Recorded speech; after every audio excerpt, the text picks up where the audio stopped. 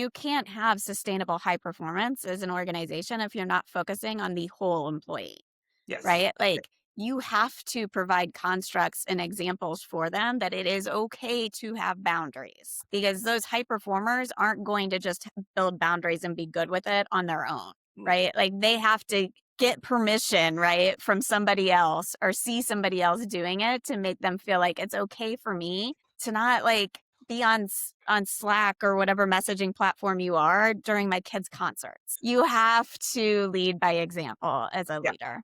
If somebody on my team is trying to do 800 things and their home life's in disarray, they're not going to show up and they're not going to be productive in the way that I need them to be. I need to give them the space to take care of their personal life and everything else balances out, right?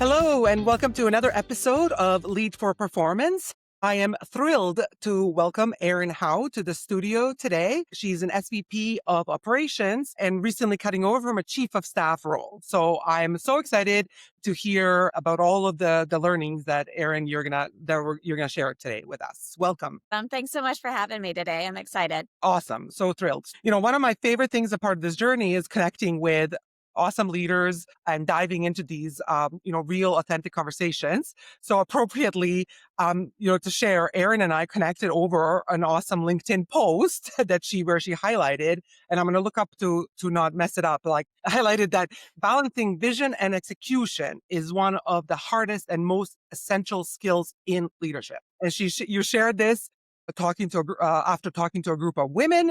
So to me, it's like, oh my gosh, I was like, I have to meet Erin and and deep dive into what do you mean and all the things. So let's start. Like Yeah. what I love that statement. Tell us Yeah. more. Yes. Yeah, absolutely. So for me, right, like as I think about women in particular, right, like I Mhm. feel like women have this really like innate capability of balancing strategy and execution. I think Mhm. so much of that comes from having a high degree of empathy, Mhm. being agile, being able to balance multiple different things and bring an organization back to that question of like, why are we actually doing this? And helping them see the longer term vision as to where Mhm. we're going and why this is really important for us. That's the big question, right? Like, why are we doing this? Isn't that Right. amazing when you start Yeah. asking that and actually looking for an answer?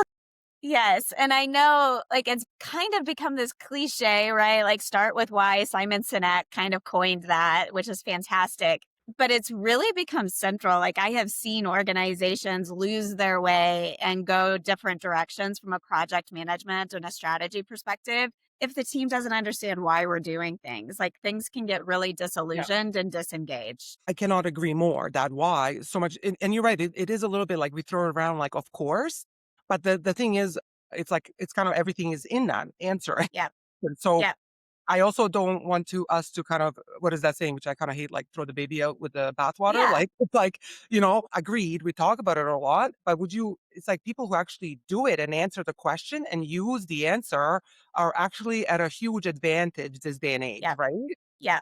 Yeah, absolutely. And it's also one of those things that's easy to forget, right? Like, So, especially in a high mhm, growth, fast paced environment, it's just about getting to the next thing. And yeah. sometimes you have to slow down a little bit and ground folks in order to move faster, right? That thinking fast, thinking slow kind of mentality is really important. Yeah, absolutely. And you're right. Like it's right. Like and I love how you're pointing that out too, because moving fast, which is all everybody this day, like the world seems to be just moving fast and fast and faster, faster than Yes. ever. Yeah. So Yeah. so this is exactly what I'm also in my career right now, super highlighting that need to be understanding the root causes, the drivers, and then ultimately prioritizing where our attention goes at the individual level. And then, to me, it's up team and org level is going to be Hmm. really critical to Yeah. really understand what we're doing, why we're doing it, and then get alignment on how we're doing that, right? Yeah. Yeah, absolutely. And then I think, it's really great. Like you can start out a fiscal year with a great list of priorities and objectives and so forth. But typically 2 months in, those have thrown out the window. And the team is sitting there totally confused because they're like, Mhm. well, wait a minute. You told us we were going to do X, Y, and Z this year. Now you're telling us we're doing A, B, and C. Like, do I have to do both of those Yeah. things? And really being able to continue to bring the company along, making it a safe space to say no or not now, but when is really critical. And I think sometimes that gets lost in the fray Mhm. and folks start to feel like they are stretched in so many different directions and they don't know what to work on and why it's important. Yeah. I think that's really important to I like highlight. It's like, ABC, then we are like 1, 2, 3. But people, if you aren't very clear and it's not updating the whole, let's say, priority that's in front of everybody, we Right. can innately just take on ABC plus 1, 2, 3 plus D, E, and F that I heard.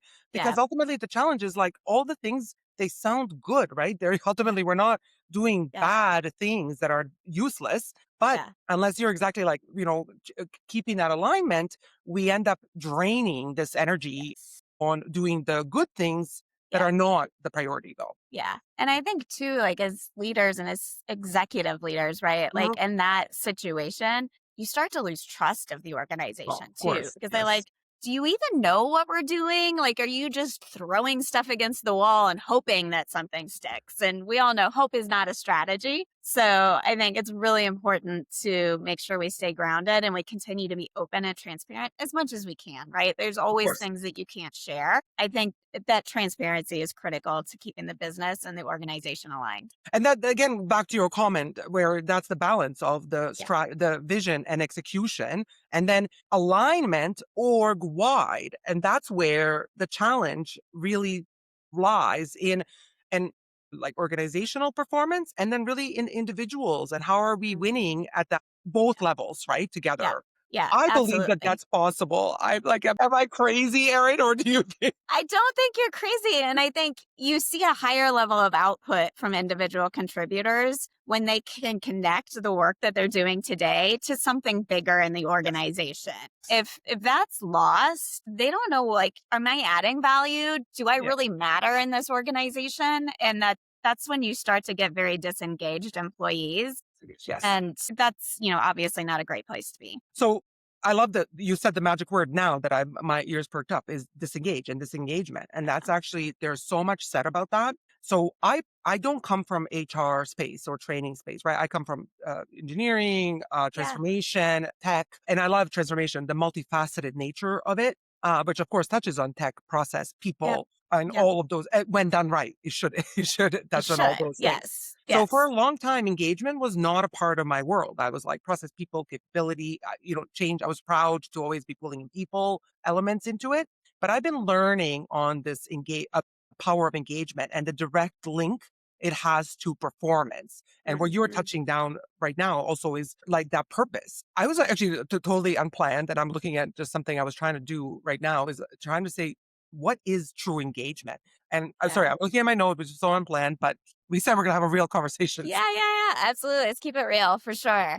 I was trying Yeah. to boil it down because everything you said also seems so aligned. It's like knowing the purpose of an organization, how your work directly contributes to it, having the tools, skills, and autonomy to do that. Yeah. And then that all ultimately boils down to like the ultimate feeling deep down in your bones that what you do matters and you know Mhm. how to do it well.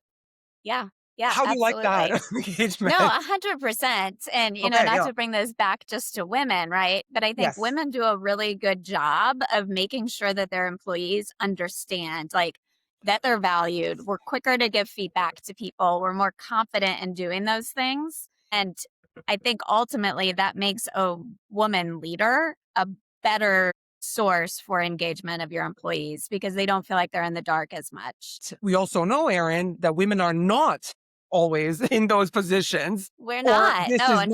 unfortunately. Right. Yeah. So this is the gap we're probably both very Yeah. passionate about. So what do you Yeah. think is the reason for some of this, the misalignment on this? Yeah. I mean, I think as women, right, like we're held to such a high standard. Hmm. I think, we're supposed to be the perfect executive or perfect, Hmm. worker, if you will, right? We're supposed to be the perfect mom, partner, caretaker, etc. We have to do all of these things. And oh, by the way, like find time to take care of ourselves. And I think that causes us to like kind of stay leaned out Mhm. sometimes from our work output because Mhm. it's like I can only juggle so many things. I can only be excellent in so many different areas of my life. So I'm not going to go be that ambitious person that I Mhm. could be because I'm going to drop some other ball. And unfortunately, that tends to be the family ball or whatever, which we all know if that breaks, that's the anchor in your entire life. So I think it's really important for women to figure out like how can I have a village around me and how can I support other women in my workplace. I'm Mhm. a huge believer in having somebody that can be a proponent of you when you're Mhm. not in the room. So somebody that can advocate for you and say, "Hey, like so and so is doing this really great work and they're not getting the visibility that they should have because of, different situations. How can we help them continue to grow and how can we promote them into leadership Mhm. positions?" Mhm. I think unfortunately, especially in the United States, there's not these social programs Mhm. to enable women to really focus in the workplace in a similar way that men can. Yeah, so you're talking about big systemic, like, gaps in Absolutely. expectations and the reality Absolutely. The the reality of reality the of situation, like, I yeah. mean, women are forced to take time off to go volunteer in their children's schools. Mhm. Or when their child is sick, like, Mhm. you Oh. can't send them to daycare, right? Like, how Mhm. do I balance all of this? Oh. And, a lot of that burden tends to live on the woman. Yep, So, and that's just the reality of it, right? Like, so there's a right, it's not just the real I don't wanna dismiss that. That's the reality that we have to find a way yeah, to win in to ultimately shift out as well, right? Should correct. they make the big shift? So Yep. it's not an easy it's not an easy No. solution. It's never It's gonna be. not, right? And I think it's something that, like, I've had to do a lot of soul Mhm. searching on. And, there were points in my life where I had to prioritize my family instead of Mhm. my career. And I've had to get comfortable with that because that was the season that I was in.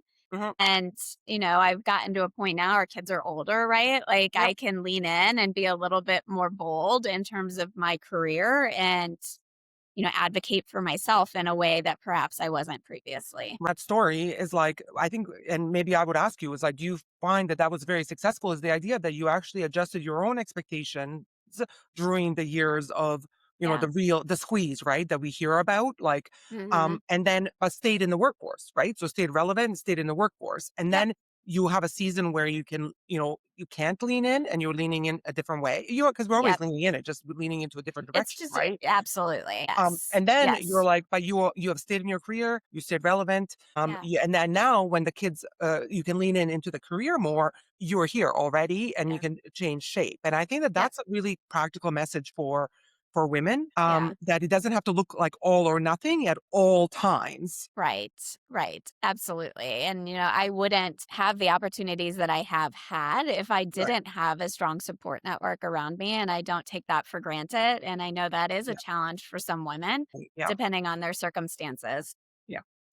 Um, the other part of that statement again that I love so much is that you're really highlighting, strategy and execution, right? As like, and this is a big, obviously, gap, super well Hmm. documented for organizations.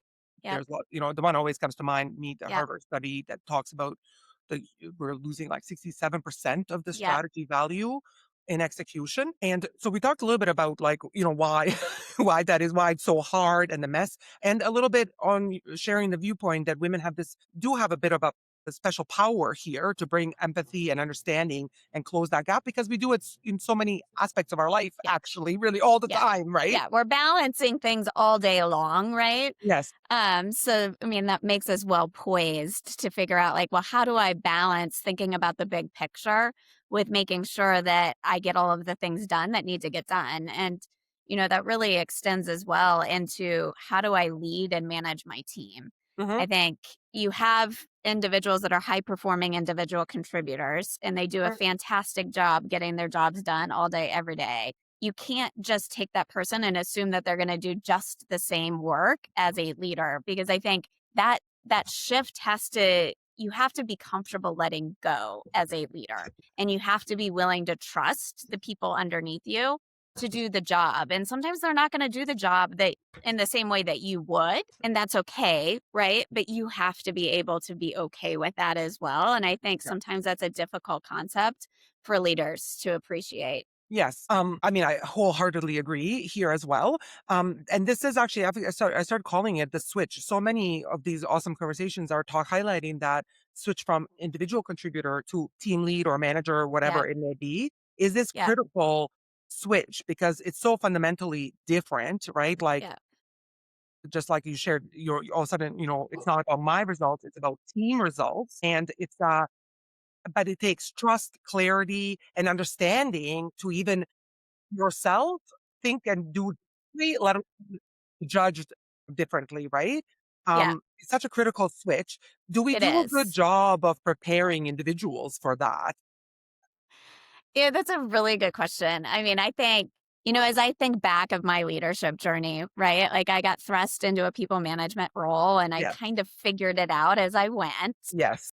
And, I did have some opportunities along the way to do leadership development programs and all of that. But I think my biggest learning that really unlocked things for me was getting comfortable hiring people that were smarter than me. I think, especially as like a first time leader, like you want to be like the smartest person in the room on everything that you were in the first place, plus being a Mhm. smart leader. If you don't have really smart people underneath of you, it makes it really difficult to let go because you're constantly Mhm. coming back and either having to give, very direct feedback or directions step by step on how to get things done. Mhm. And then also kind of go do that strategy work and everything else that's expected of you as a leader. And once I started hiring people that were smarter than me, that letting go thing became so much easier because I could trust like they could run with it. They knew it. Like I didn't have to worry. Mhm. And that really like unlocked my ability to balance strategy and execution in a much different way. So much good juice in that one in that example. I love it. You highlighted, I've been thrust into a leadership role and figured it out along the way. Now, Yeah. is actually that probably answers the question: Are we preparing leaders? Are we preparing people for this switch? And I can't say how many times I hear a version of this. It's Yeah. because it's like, and me too, right? I will the same with my story. It's like, oh, I started engineering, then I did a, MBA, but always was starting new. And it was like, how do you like nobody in none of those education elements and No. joining a big nobody's like, oh, you're excelling now. And then when you this, it's gonna look different. You're gonna have to build a Right. team. Like it's it's Yeah, it's it's more like like Godspeed. I hope this works out, right? Like I had an acquaintance a few weeks ago reach out to me and they were an individual contributor in their role and they were like, I have an opportunity to move into leadership. mhm, Should I do this? yes, And I was like, well, tell me a little bit about the situation. And right. there was like performance challenges. There were personal challenges on this team. And like, I was like, that's a lot as a first time leader. Like, what support network are you going to have to Right, navigate this right. situation? Because performance conversations and managing performance is very difficult, right? Like, you Yeah. have to be very comfortable with feedback. You have to be very comfortable having tough conversations with people as a first time leader, like I don't know how that would go. Mhm. Yep. I think that's pretty much so jumping I think as a society, if again, it's a generalization. We're throwing people into the deep end and we're Yeah. like, okay, who can sink or swim? And there's people Yeah. that definitely figure it out. But in my opinion, there's way too many like, casualties in that. And Yeah. also for an organizational standpoint, it's like, are we really gonna, yeah, hope is not a strategy. It's perfect. Exactly. Like, Correct. are we really gonna just keep Yes. doing this, knowing Yes. the costs of turnover, burnout, mental health impacts, Exactly. the importance of the leader to pull Yep. together results across a team? It just Yep. seems like way too much to gamble on. Absolutely. And then you also end up in a situation where you've put somebody into this leadership role and they're not comfortable once they've gotten into it to say, this Mhm, is not for me because it's mhm. not for everybody, right? Like, that's fine, right? Yes. Like, not everybody has to be a people manager. Like, absolutely not. And I think, like, thrusting people into these roles, it doesn't give them an easy exit ramp if they decide it's not for them. Yes, and agreed. And then this that comes into it. But how do we get people? It's not for everybody. So first of all, to understand more, but what is it? So I can more even think, is it for me, and see it more Yeah. clearly. Versus Yeah. what I think is there's a bit of a underlining think, or like I like to call it even default thinking on I must. In order to be successful, I must be going up, and that looks like I must grab leaders, like grab leadership Yes. spot. Otherwise, I'm failing. Right? Is the Yeah. Absolutely. underlying belief system. Yeah. Yeah, 100%. And, I think, particularly, as I think about when I was initially starting out earlier in my career, and I see this a lot today with younger generations, they want to go from here to here, like Yes. tomorrow. And I had a mentor when I was, probably in my mid 20s sit me down and he was like, Erin, if I take you from here to here to here, where are you going to go? Like, you're going to be like 28.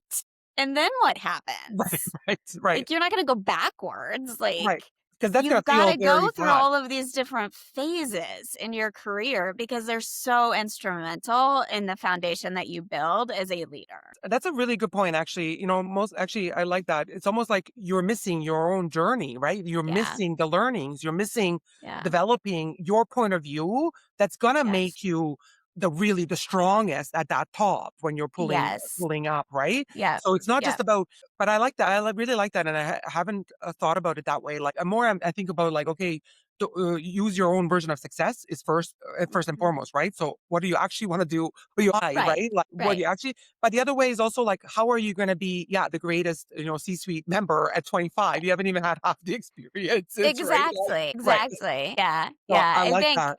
Mhm. not many organizations, and I spend a lot of my professional career in startups and smaller organizations where we just don't have resources for things Yeah. like mentor programs and real true leadership development. I think those things are really critical. If we're going to promote from within and we're going to build leaders in our organization, you have to have that construct available to ensure that you're setting them up to be Yeah. successful.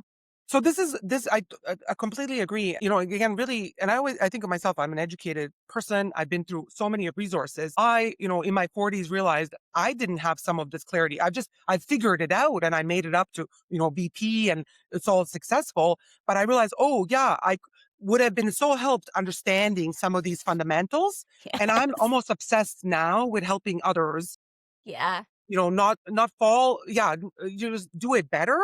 Yeah. And then ultimately realizing that so many others just don't even bother doing it. And that's like, Correct. because it's so ambiguous and difficult and, we end up Yeah. backing out. And especially, again, I think, especially as women, which is not just how we are feeling, data shows that as well, right? That's the Yes. cliff that we all, Yes. that's Yeah, so absolutely. Yeah. documented. And if I think back to my initial teams that I managed and so forth compared to the way that I manage today, I'm sorry. I didn't know what I was doing. Things It's could have been a important. lot better, I promise. Thank you for sticking it out with me. And that's great to share also, because again, that's like we put so many expectations on us. Like it's wonderful to have a leader like yourself to accomplish just saying that outright. I mean, that's like it helps so much, right? You're like, oh, Oh, maybe, yeah. a woman listening to you that's starting her career would be like, oh, okay, I'm not, it just helps removes the expectation she has to be perfect, which we really put on ourselves, right? Like, We do. Yes. And, I'm a type A person and I am I've struggled with perfectionism my entire life. Right. And it's taken a lot to get to a point that I can be vulnerable and realize, you know what? I could have done things better, or there were different ways that I could do things, and I didn't do it the right way. And that's okay. Because yeah, we all learn from those things. If you're not learning on a constant basis and have that growth mindset, you're going to get left behind. that's the problem. That would be the problem. Yeah, like yes, Yes. not making mistakes. It's Yes. about not learning from them. It's Obvious, yeah. fail fast. Fail fast. Yeah, Yes. I love that. Yep. Actually, you bring up the high performers, and I've actually come again in some of my work in the recent years. I've actually come to realize it's such a wonderful thing, obviously, to be a high performer. Benefited from it hugely throughout even my career, and obviously see many others. But it's also can be a double-edged sword in itself. So again, even going back to our earlier conversation, it's like. As a high performer, if let's say you're in an organization where the priorities are shifting, the one, two, Mm, three, yeah. ABC 4, 5, 6. It's the high performers who are going to actually start grabbing all of those because they're like, yes. And that's actually Yes, becomes a problem for them it and does. the organization, right? Okay. Yeah. I'm glad you a agree. 100%. Yes. A, they become the bottleneck. B, they become burnt out, They burn right? out. Because I've been in the situations where I've looked around and I'm like, there is really five of us doing all of the work in this company. And Yeah. that's exhausting. It's not setting the company up to be successful. And oh, by the way, it's not good for me either as an employee. I found myself in the same situation, which actually took me down this road of really figuring out what is sustainable high performance And Yes. how does a person operate for sustainable performance, true performance at work? Yeah. And then to me, ultimately, the answer led me to has to be also not just at work, has to be about grabbing the whole picture of life. Absolutely. Mm, Yeah. I mean, you can't have sustainable high performance as an organization if you're not focusing on the whole employee, yes. right? Like, you have to provide constructs and examples for them that it is okay to have boundaries because those high performers aren't going to just build boundaries and be good with it on their own, Mm. right? Like, they have to get permission, right, from somebody else or see somebody else doing it to make them feel like it's okay for me to not like be on Slack or whatever messaging platform you are during my kids' concerts, right? Oh, you Like, mean it's not enough to tell them, just set the boundary? no, it's not. Trust me. I've been guilty of it. Yes. No. You have to lead by example as a Yeah. leader. And Yeah. yes, exactly. I totally agree. And you have to have people find a real way. And that's a little bit where I think sometimes we're, you know, so, and I like how you started, like we're throwing around whys and all this, but we have to choose. Almost there's this, I call it like death by tens of thousands of tips and tricks we're throwing at each other Yeah. and these things. And another amazing leader I spoke to on the podcast calls it drive-by interventions or drive-by trainings. Like Yeah. you're like, "Oh, just do it." And then, we're like, "Oh my god, I'm already like holding up the world. I'm, getting crushed inside and physically and mentally." And now you're just like, "Oh, you're failing also. You don't have Mhm. boundaries. Your balls are breaking." Like it's like, Yep. Yeah. It's like, yeah, like I what? can't do anything right. Yeah, it becomes like the question then becomes like, how do we help people truly operate for real, true performance and give them, Mhm. yeah, a way to really understand that yes, work. I got these things done at work, and now productivity after hours actually looks like recharging self, setting up my Yep. house so that it shows up for me proper, so I can work with a clear mind tomorrow, or going to a kid's concert Yep. that is productive, just like getting the 10th thing out today at work Yep. would Yep. be, right? Yep. That we have to Yep. change that definition right from the Yep. top. Yeah, absolutely. And I think, one of the mantras that I've kind of held true to as I've thought about my leadership journey is you take care of the people and the business takes care of itself, right? So, like, if somebody on my team is trying to do 800 things and their home life's in disarray, they're not going to show up and they're not going to be productive in the way that I need them to be. I need to give them the space to take care of their personal life and everything else balances out, right? Like it takes a level of attention to your employees and understanding and having those signals that you can watch for of, oh, they're not showing up as the same person every day, or they're Mhm. short on these calls, or whatever those signals are. That you're like, okay, like I need to have Mm. a personal conversation with them and give them the permission to like take Friday off, Mhm. go take care of yourself on Friday, or here's a gift card for a massage or whatever it is, Right. golf if that's their thing, right? Mhm. And really like be cognizant of that. And then at the end of the day, all of the work gets done in a different way. Yeah. Because yeah, actually doing that, taking the Friday off, right? And getting yourself straight and being appreciated. It goes back to that connect. I matter. I know that they see that, right? Yeah. And then ultimately I come fresh Monday morning and I'm Yeah. actually thinking clearly, not Right. just jumping into execution, right? That Yes.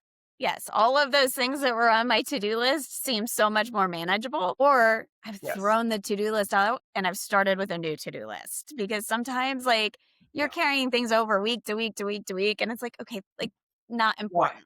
Why? Right? Right. Like why Like is at this some still on my list? point, if it's Yes. not been done and nobody's asked for it, like did they need it in the first place? Yeah, and that's actually so that's ultimately this like is this back to kind of that prioritization aspect or Yeah. like why are we doing something and and so it's almost to me is I'm talking a lot about it as a ongoing skill and that actually makes me think it's a habit, right? Because as a Yeah. habit we have to develop clarity on what we are achieving, what are we looking to achieve, how are we doing that day by day by day, and ultimately just always shifting like that, shifting and moving with the flow of the org, which again is moving faster than ever before. It's Yes. almost like Yes, daily you have to be like absolutely. stop and think Yes. first before Yes. doing. Yes, and, create that safe space so that your Yes. employees can raise their hand and be like, I don't know what we're doing or Yes. where are we going? What is important on my priority list? If you Yes. don't have that safe space, they're just going to make up stories in their head and they're going to like go Yes. along on their own merry way. And who knows where they're going to end up. And then I always like to throw that scale in there. So you say they're going to make it up in their head. And now you're like, oh, times, 10, 100,000, whatever you're dealing with. Just all, what is that doing to our alignment and Right. engagement, right? Suddenly, like everything has splintered out and That's what I, it doesn't look the same at all. And don't try and scale a company like that because there's nothing repeatable that can be looked for. There's no consistent metrics that you can measure. It is so important to keep everybody aligned, focused on the same priorities yeah, and anchored on like where this business is going, maybe for 12 months, but maybe for 3 months, yeah, depending on where you're at as an organization. yeah. I mean, I cannot agree more. Back to that again, that, because that's again, we're talking about here is keeping strategy and vision top of mind, connecting it clearly to days through your role, and then driving that alignment, right? That's what we're talking about day in and day out. Yep. And then say, okay, yes to this because it's clearly aligned and clear. And then it's a no to the other things. And you actually put up Mhm. your hand and say, no to this, happy to provide context and explanation, but help, say the no, right? That Yeah. becomes the real critical kind of, thread to lead Yeah. through our days with And success. I have found it's a lot easier for employees to say not now, but when, Hmm. instead of that flat out no, Yes. right? Like that is a softer way to tell somebody, I'll do this later, or maybe this isn't a priority, but I'm not going to just boldly tell you like this isn't a priority. It'll be like 2 weeks. And then I'll go back and check in with that person. And do you still need this? Because sometimes they don't, right? Like, Yes. surprise. Yeah. Yes, that you're right, and that's actually, and especially for women, because again, going back to that, we are having this conversation in rooted in reality, not in mythical place where it no is fine from everybody. We are not expected to, as a society, right? Like we should be yes people. So Absolutely. I actually love talking about there is ways to say no without saying and oh, right? Like Yes. like so. Yes, exactly. Yeah, so the Yeah, more we talk in priorities, outcomes, numbers, the yeah, more we are just exactly, we're not saying no, we're just getting people back on track to what really matters in what yep, order. And yes, yep, no problem that your thing sits at 20, you kind of know that like, you'll never get there, right? right. Until it pops up. And maybe it will pop back up to Right. be the top 5. Like maybe Yeah, it will, but we'll deal with that then. absolutely. Or the priorities of the business shifted, and now all of a sudden that thing that was Yes. 20 is number 5. And that's okay, but let's have that conversation and let's Conversation. talk about what's moving down on that list Hmm. because it's not feasible to do everything. Yes. If you're Agreed. trying to do everything and throwing spaghetti on the wall, it's a recipe for disaster, I have found. Yeah, and so I love that where we got to this because painting this picture of what would be sustainable performance at the individual level and really actually getting it up to like how this would be helpful. Really, you see that now for an org.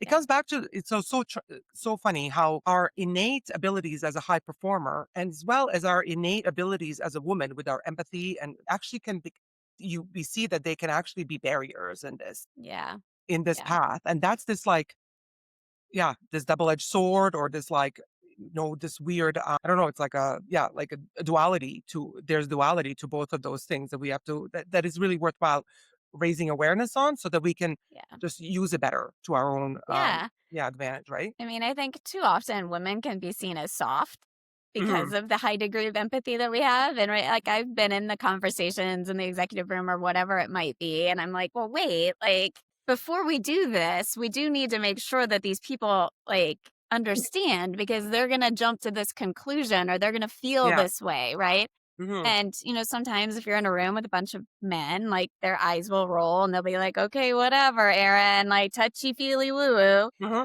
but it matters, right? And I have seen things go sideways when you don't do that. And I Hmm. think women need to be comfortable and have that confidence. Like, this is important. Hmm. The emotional well being and the connectedness and the tissue that we have with our employees is what makes this place successful. Hmm. And if we don't spend the time to nurture and care for that, what are we doing? Hmm. Because the business isn't going to carry on without the people There at is the no end of the business. day. Like, yeah, Right. there is no business, right, without the people. Like Right. it's weird. We almost separate ourselves from it by saying, "Oh, the org, the business," and you're like, "We are the business," right? Like it's in this Yeah. room. Like it's we're Yes. talking. We are. Yeah, it's this Yes. weird thing that we have a separation of that. Yes. Um, Yes. so I Exactly. agree, and this is such an important conversation to be airing because to help women see that they, the thing that they feel inside is valuable. They should Yeah. speak it, and then, but that a little bit we can help them with, and I just like your again statement, strengthening it in speaking it in about strategy, execution, business sense, numbers, Right. impact, because that helps us avoid the trap of it's it's woman's emotional take on this. Right? Like, Yes. the more Yes. it's not about the emotions of it, which, I mean, it Yeah. is, but it also makes business sense. It also is the road Absolutely. to profitability, right? Like Yep. Yep. And I think, one of the other innate abilities that I think women have is foresight mhm, and being able to see 4 steps forward, the effect of this decision that I'm making today. mhm, And I think, you can wrap that empathy around the 4 steps down the road, this is what's gonna happen without sounding like you're gonna be overly emotional or over rotate on people's feelings. mhm. It's protecting the organization from whatever the consequences are of the decision that's being discussed. Yeah, absolutely. Well, I couldn't love this conversation more, Erin, and just your real and practical way of sharing your thoughts and your Yeah, experiences, and it's been a ultimately pleasure. being very vulnerable about your own path up in a way to help others. Right? That's the whole. That's Yep. why I'm sure that that's why you're talking about all of this. Yeah, absolutely. I very much enjoy like the professional development aspect of what I do. I seek out opportunities internally in our organization to provide coaching and mentorship to some of the other younger and career folks. That's wonderful to see. I was going to actually ask you about that because I know you recently really switched from a chief of staff role Yeah. to leading operations. And actually, Yeah. I was going to ask you about if that how did that switch or change any your focus on people development, leadership development Yeah. within the organization. Yeah, I think, from a chief of staff perspective, I think of it as like the central nervous system of the organization. Oh, that's So good. I like that. I was always kind of focused on culture really in the organization and engagement. As I moved into the SVP of Operations role, I also picked up our people organization. Okay. And in gaining that, department or piece of my team, like it really put an emphasis on how are we coaching and developing folks internally. And that's not just, leaders, that's our individual contributors. It's getting folks comfortable with practicing different strategies and getting comfortable in giving feedback to people. Like that is such a muscle that if you don't do it on a regular basis, it's impossible to do in the moment. Yeah. And it's creating those safe spaces for that. So it's really like allowed me to lean in a little bit more in an area that I am passionate about. Oh, that's really cool. So I have to ask you a little bit, actually. I just actually today I just posted something on LinkedIn that touches on this ownership of the people development. Yeah. And you know how typically it goes to HR, right? Like, so actually I find it fascinating. You actually are owning people in development Yeah. as SVP of operations. Yep. Uh, Yep. yeah, before Well, I I say think more, tell me a little bit about how you see that dichotomy. Yes, please. Yeah. yeah, absolutely. I mean, I think, especially as we start to blend AI into the conversation, I think you're seeing a more natural blend of the people team and the IT organization and companies because some of those things are going to start to come hand in Yes. hand when we're expecting people to manage agents, for example. Like that's a whole different thing. And I'm not sure how folks are going to figure that out on their own. But I think it provides a natural bridge between the two teams. And, you think of some other things like onboarding experiences and so forth, where if we're not in lockstep from an IT and a people perspective, like all of that can go sideways. And that employee experience, especially when they're walking in the door, is critical, right? Those first, 30, 60, 90-day experiences is what makes it or break it for that employee. I love it. Actually, the in lockstep is so critical because and I agree that an answer here with also because AI is driving us this way Yeah, because for sure because AI ultimately too is going to be replacing more of these like technical subject matter things and these what we see as these softer and these connections are going to become way more important because that's not absolutely. right. So Yeah. And I love that view, which is actually, so I'm going to say, I didn't want to plant the seed. I was like, that's exactly what I was saying. I think it's like Yeah. what we've been siloing a lot of functions in organizations Yes. for so many years. And, and for me, I made this parallel from, I was a VP of IT traditionally, but I built up like a business transformation capability as a part of Hmm. that because, and that's critical. I know I have an experience to recognize that and be able to do it. But the mistake I think organizations we've all been making is, there's the famous 70% of transformations fail because they are Hmm. seen as a tech project. Is like Yeah. we know that so many times, and Yeah. I certainly have been handed, work with clients where they're just like, oh, it's a tech piece, and you're like, no, no, no, no, no, no, no. We are quickly assigning to a people problem and then shoving it into HR. And Right. I'm like, "Oh, HR, do you also feel like, you're just like, yeah, I want to be a part of the solution, but I can't just, solve this on my own, just like No. tech can't solve transformation on their own, Yes. right?" That's a little bit of Yes. the link I made. So I'm Yes. so refreshed to know that as an SVP operation, you're owning people development and Absolutely. see it as a lock in. That's why I love that in Yeah. lockstep with the Yeah. organization. Yeah. Yeah. And I think, to your comment about siloed organizations, right? As the chief of staff, and now as I've moved into the Yeah. SVP of operations role, like I do sit over top of a lot of the functions and a lot Yeah. of the activities in the business. And it allows me to make sure that I understand, like, where do we have gaps? Where are people not Yes. Yes. communicating? Where can we break down those silos to move faster? Yes, perfect. Oh, I love that. Well, thank you again so much for sharing all of this. So, as we look to wrap up, I love to give my guests a magic wand Mhm. because why not, right? So, I would just say, let's say from this conversation, you're talking to a woman coming up because I know you're Yeah. so passionate, right? And I know we've talked about a lot, but like, what's the number, top thing? That's the power of the magic wand. You have to choose the one top thing to pass on to, a woman, a version of yourself coming up in the career at 20, like 20 years ago. What's the thing that you would pass on or hope that's so true for her going through this journey Yeah. that's not true today? Yeah. I think the magic wand that I would give is being true to yourself Mm, and making sure that, like, you don't put so much pressure on yourself to be perfect in all of the different areas that you're expected to manage. At the end of the day, running 180 miles an hour across four different facets of your life is how you get burnt out. And really, like, understanding your own body and your own mental health so that you can understand, like, okay, like, I got to pull back. Like, something's not working here, like giving yourself the grace. And I think all too often as women, like, we don't do that. yeah, And I know I didn't. And, it ended in a crash and burn. And it took me a couple months on a sabbatical to kind of recover from that. And, I think now I know those signs and I try to advocate for that with other women. that's a beautiful use of the magic wand. It really is. Thank you. I got goosebumps. Aw, Listening to you you're on sweet. that. I was actually putting myself in it a little bit why, that I've learned about myself that my goosebumps are when something really hits deep and that's my sensation that comes out. I've learned on my own journey of what you just talked about Yeah. that's happened in my 40s. I was listening to you thinking, what would have Sandra in her 20s? Could she have heard that message and done better? It's I'd a like to, really good question. and I wonder with that all the time. But again, it's still so valuable that we're having this discussion and asking it. Yeah. But I do think the way you said it, I really love like staying true to yourself.